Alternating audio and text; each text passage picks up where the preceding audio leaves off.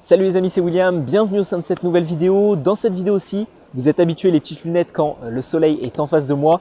Dans cette vidéo-ci, le livre de Chris Anderson, Les conférences TED, parler en public. Je vous mettrai une couverture juste ici pour que vous puissiez voir à quoi ressemble cet ouvrage. J'en ai déjà parlé dans ma vidéo sur les meilleurs livres en communication et en prise de parole en public. Et dans cette vidéo-ci, je vais vous donner 4 conseils efficaces et les meilleures clés de cet ouvrage. Alors les meilleures clés, entre guillemets quand même, parce qu'il y a beaucoup de techniques dans cet ouvrage sur la communication et la prise de parole. Les conférences TED, pour ceux qui ne connaissent pas, c'est bien évidemment les fameuses conférences de 18 ou 17 minutes, je ne sais plus, bref, en dessous de 20 minutes d'orateurs comme vous et moi qui peuvent participer à ces conférences. Il faut juste passer les étapes de sélection pour réussir à ensuite réaliser ces fameuses conférences.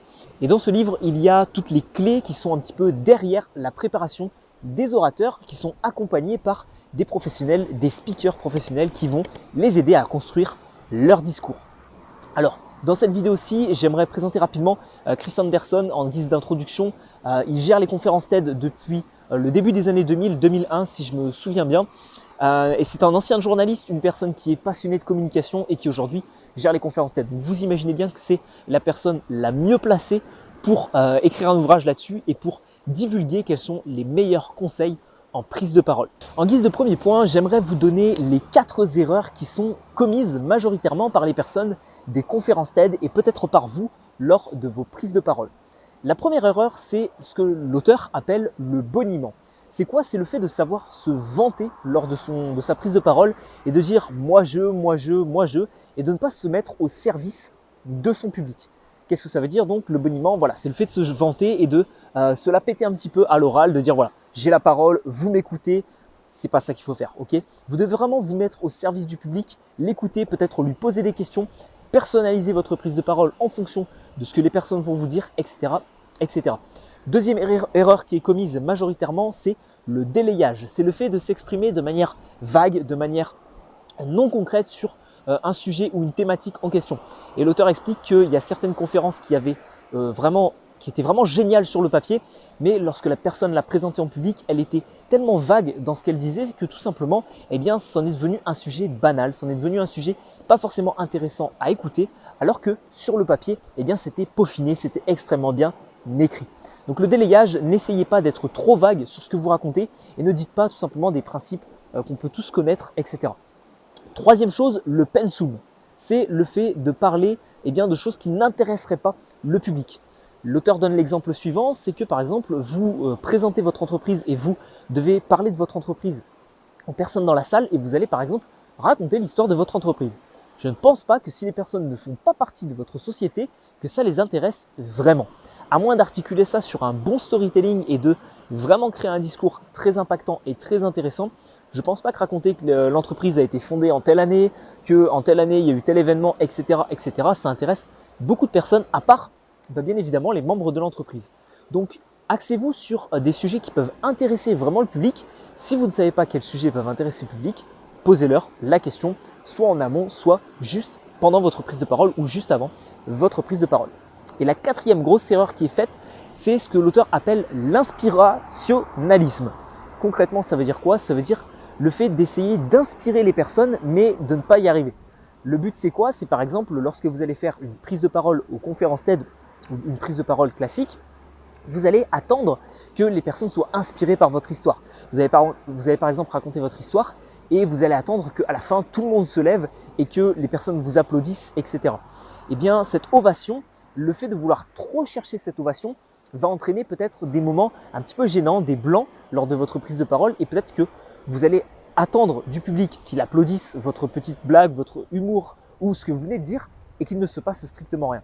Et auquel cas, l'auteur racontait que tout simplement, il y a certaines conférences TED, notamment d'un Américain, qui attendait trop et qui faisait de l'inspirationnalisme et qui voulait vraiment inspirer son public, mais concrètement, eh bien, ça s'est un peu fini en fiasco parce que les personnes du public ont juste applaudi poliment à la fin, alors que lui attendait vraiment une ovation de la part du public. Donc n'en faites pas trop, ne vous vantez pas, dites les choses de manière claire et concrète et faites en sorte d'intéresser le public. Ce sont les 4 erreurs à ne pas commettre et ce sont les 4 choses à faire et parallèlement à ça, les 4 erreurs à ne pas commettre lors d'une prise de parole. Maintenant, j'ai sélectionné pour vous une technique qui va vous permettre de couper le souffle à votre public pour raconter quelque chose. Et l'auteur donne 3 techniques que j'aimerais vous divulguer dans cette vidéo-ci. La première, c'est d'utiliser le produit en question. Et je pense que vous pensez également à la même chose que moi, Steve Jobs.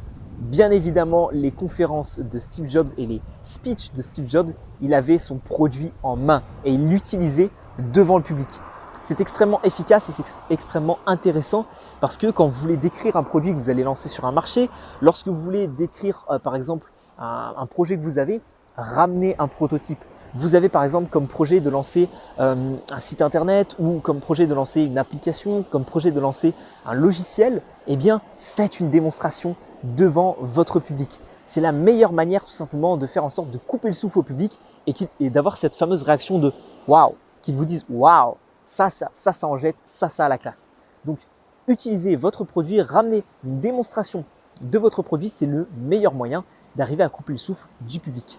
La deuxième technique que vous pouvez utiliser pour réussir à couper le souffle du public, c'est d'apporter beaucoup d'images du projet en question. Par exemple, vous faites une prise de parole en expliquant que partir en Argentine ou partir dans tel pays du monde, c'est extrêmement intéressant, c'est enrichissant et c'est génial. Donc, vous voulez inspirer les autres personnes, vous voulez vraiment couper le souffle aux autres personnes. Il n'y a pas plus efficace que de ramener une 50aine de clichés sur l'Argentine ou sur un autre pays, par exemple des pays d'Asie où c'est extrêmement dépaysant. Vous arrivez, vous mettez 50 clichés, alors vous pouvez en mettre 3 par exemple sur une diapositive et vous faites défiler les slides sans forcément dire quoi que ce soit.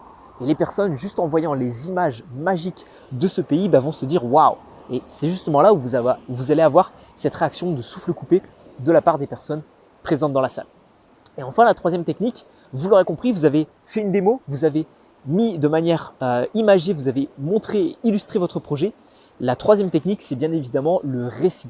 D'arriver par exemple à réciter la ville de demain. Par exemple, vous avez un projet, vous devez faire un speech sur la ville de demain, sur par exemple la construction de la ville de demain et vous devez faire en sorte de convaincre les personnes que vous avez en face de vous.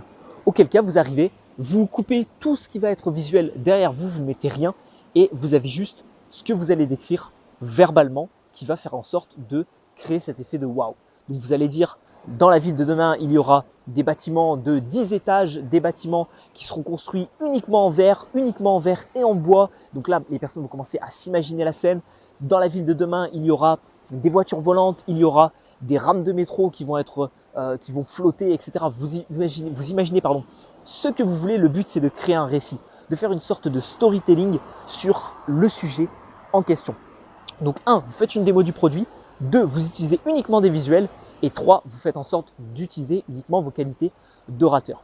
Alors maintenant, ce sont des techniques qui vont pouvoir être personnalisées en fonction des personnes que vous avez dans la salle.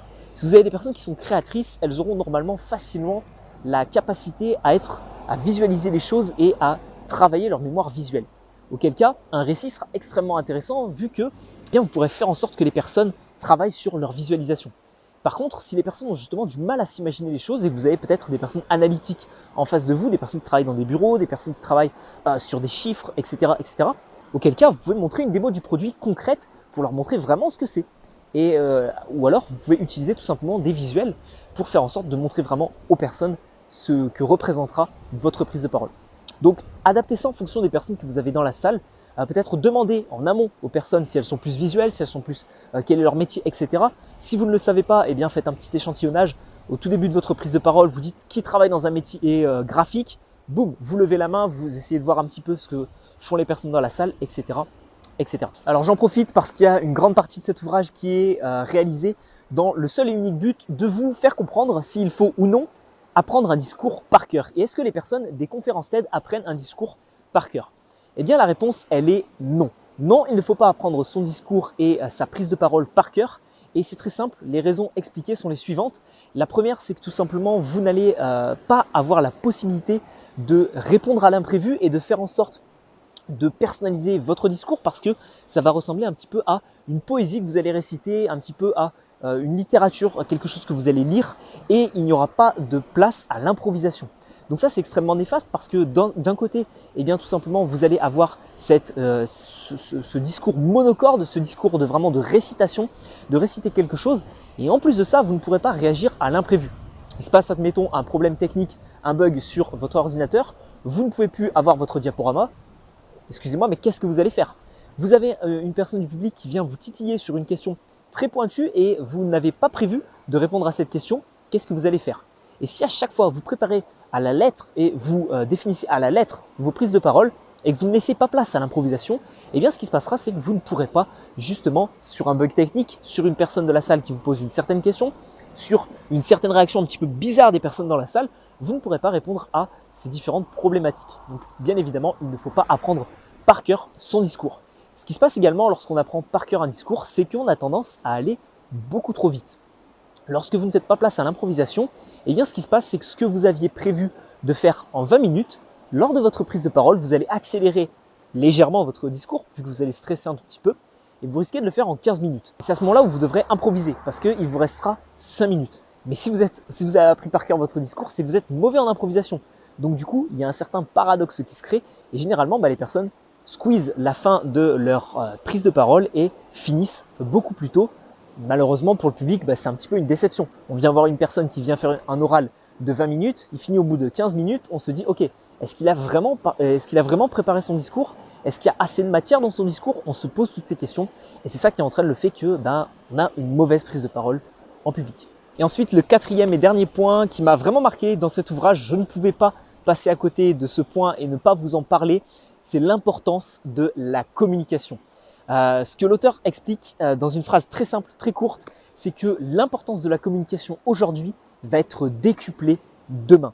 Vous devez absolument comprendre ça avec l'interconnectivité de tous les domaines en question, la rapidité à laquelle les informations sont transmises d'un point à l'autre du globe. Aujourd'hui, on peut communiquer avec une personne qui est à l'autre bout de la planète, etc., etc. Et au fur et à mesure du temps qui va passer, cette interconnectivité va augmenter encore plus et l'importance de la communication va être de plus en plus présente. Aujourd'hui, que vous soyez lycéen, que ce soit pour vos prises de parole à l'école, que ce soit vos prises de parole dans le milieu étudiant, que vous soyez à la fin de vos études et que comme moi, vous devez après chercher un emploi, chercher une alternance, chercher un stage, eh bien vous allez devoir vous vendre sur le marché du travail. Donc soit dans le milieu scolaire, vous allez devoir faire de bonnes prises de parole et être bon en communication parce que forcément ça va influencer sur la qualité de votre diplôme. Si vous sortez de vos études, eh bien vous allez devoir vous vendre sur le milieu professionnel, donc ça va influencer sur le job que vous pouvez ou non aller chercher et trouver. Si vous êtes aujourd'hui en entreprise, eh bien je dis souvent que 80% du job en entreprise c'est de la communication, la manière dont vous parlez à vos collègues, la manière dont vous parlez à votre manager, la manière dont vous parlez au directeur de la boîte, etc., etc. Tout ça c'est de la com. Donc c'est extrêmement important. Mais il n'y a pas que dans le milieu professionnel ou scolaire, il y a dans le milieu familial, il y a dans le milieu relationnel. La manière dont vous parlez à vos amis, la manière dont vous discutez en couple avec une personne, etc., etc. C'est extrêmement intéressant d'être bon en communication. Si vous êtes entrepreneur et que vous vendez vos propres services, vos propres produits, eh bien vous devez apprendre à le faire correctement. Dans mon autre activité où j'aide les entreprises à avoir une meilleure présence digitale, je crée des sites internet pour les entreprises. J'ai rencontré récemment une personne qui n'était pas super à l'aise, qui on sentait n'avait pas une super aisance relationnelle. Pourtant, elle est entrepreneur, elle propose des services pour d'autres entreprises, etc., etc.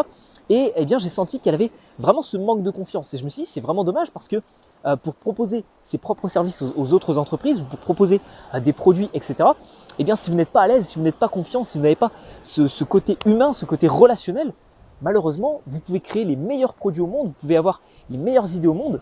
Si vous ne savez pas les présenter concrètement sur la table, ça n'a aucun intérêt.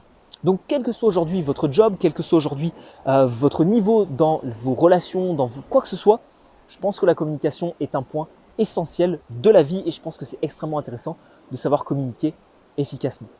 Nous arrivons au terme de cette vidéo. Bien sûr, si vous souhaitez recevoir plus de conseils sur comment commencer un discours, comment faire du storytelling, alors je vous ai expliqué dans cette vidéo comment arriver à créer un effet époustouflant pour le public, mais il y a beaucoup de conseils dans ce livre. Je vous remets la miniature juste ici, il y a énormément de conseils sur ce livre et c'est pour ça que je l'ai mis dans les meilleurs livres sur la prise de parole parce qu'entre lui et les ouvrages de Dale Carnegie, très honnêtement, vous avez une armada d'astuces sur la communication. Donc si ce livre vous intéresse vraiment, vous retrouverez le lien dans la description de cette vidéo pour pouvoir l'acheter. Si vous avez d'autres recommandations de livres sur la communication et la prise de parole, je vous invite à les mettre dans la description de cette vidéo. Et bien sûr, si vous souhaitez en apprendre plus sur la communication, parce que c'est important, je vous invite à suivre ma formation de 1 heure sur la prise de parole en public. Cette vidéo est gratuite et totalement offerte pour toute personne qui souhaiterait justement être motivée à être plus à l'aise à l'oral, plus confiant et plus performant. Si tout ça vous intéresse, vous avez un lien qui se retrouve dans la description de cette vidéo. Vous cliquez dessus, vous arrivez sur une page de mon site, vous rentrez votre email et ensuite, je vous envoie des vidéos qui vont vous aider et qui sont privées. J'ai pas envie de les mettre sur YouTube parce que ce sont des conseils très pointus, très précis et c'est une formation qui va vous aider sur le long terme. Ce sont vraiment des vidéos qui vont vous permettre d'apprendre petit à petit et qui vont vous permettre de progresser sur votre communication. Si ça vous intéresse, le lien est dans la description comme à chaque fin de vidéo. Abonnez-vous à cette chaîne YouTube. Merci d'avoir suivi celle-ci. C'était William. Ciao, ciao les amis.